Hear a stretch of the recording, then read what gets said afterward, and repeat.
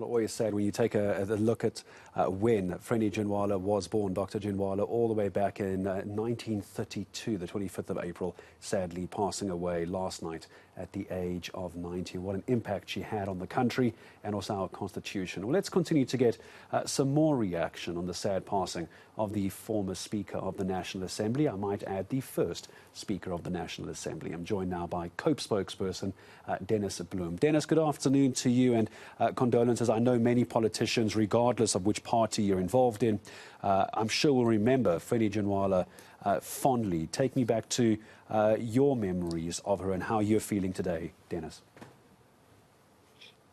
Garrett, good afternoon, and good afternoon to the viewers.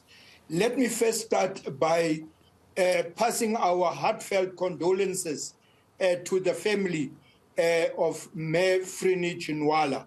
It is a sad day today. Garrett, you are 100% correct. No matter which political party are going to say something today, Mayor Frene Ginwala was a unifier. Mayor Frene Ginwala did not look at political party affiliation.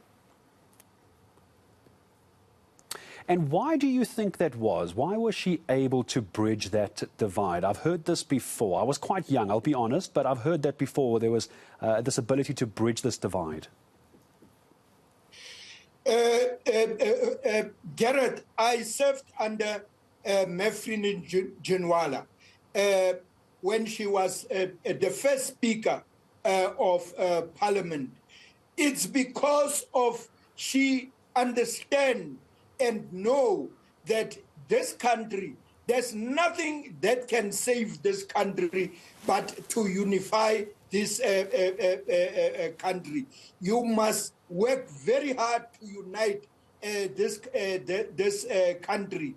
That's why Mayor Frene Ginwala did not look at political affiliation.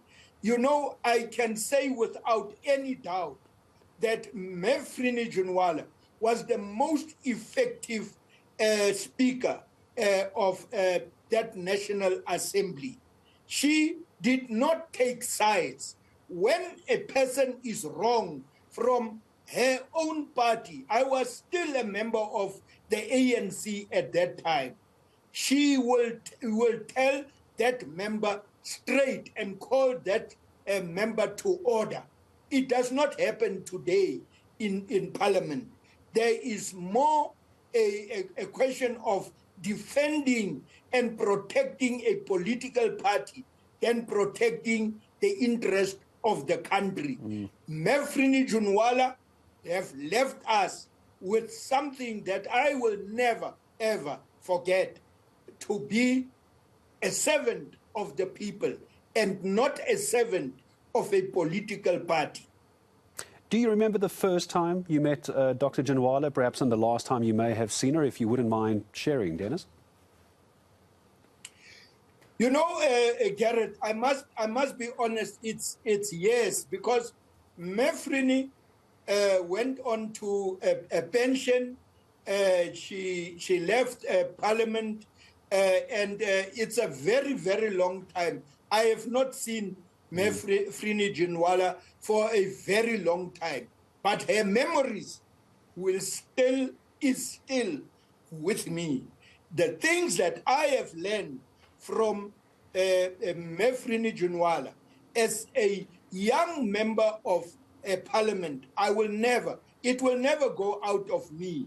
Even if I have seen her for years, not seen her for years, but it will stay with me, and I will carry it over to the younger generation. These members of Parliament that is turning the House into something else that we don't know. Under Mayor Frene Ginwala, there was no such a thing. Whether you are a member of the ANC, whether you are a member of the Democratic Alliance or any other party, she will call you to order. There was no sides, and she will not take sides in Parliament. She knew her role.